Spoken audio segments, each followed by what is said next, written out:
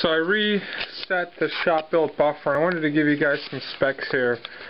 This is an 1¼ rod that I got from Jamestown Distributors. That's also where I got the nuts and the washers.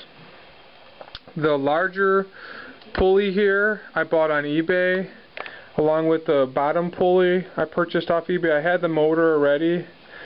Essentially the smaller pulley on the motor and the larger pulley here slows down the RPM of the motor significantly. So this was a I think 1725 RPM motor, and this, I think, what my calculation, this pulls this buffer down to about 500 RPM, so I can get a really good buff off of this. The buffs I purchased from Grizzly, these are 1¼ buffs.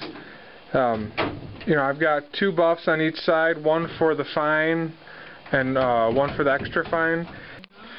These are 1¼ pillow blocks, and the reason it was rotating so bad before is I had it connected on both sides and I had too much pressure pulling the wood together.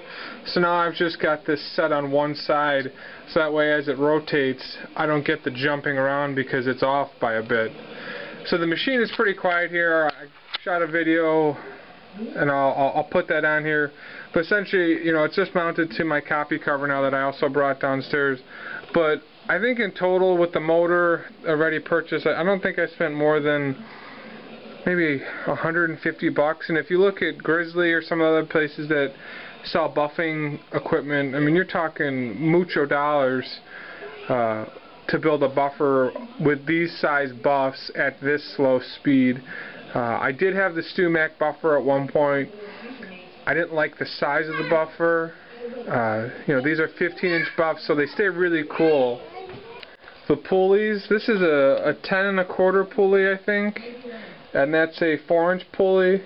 So if you do the calculation, I think there's a calculator on Google that you can do RPM pulley change, speed change. You can see, you know, what speed you want to get your buffer set to.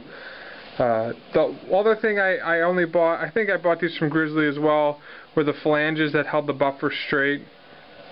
The rod, like I said, from Jamestown Distributors, is a 36-inch rod, and then as I set this in the middle, I've got these set far apart. It's pretty stable, so I think I've got 12 inches here from side to side.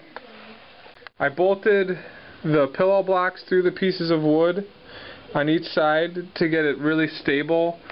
So the pillow box, I've got, I think, a 6-inch bolt here on each side, holds the wood together pretty well.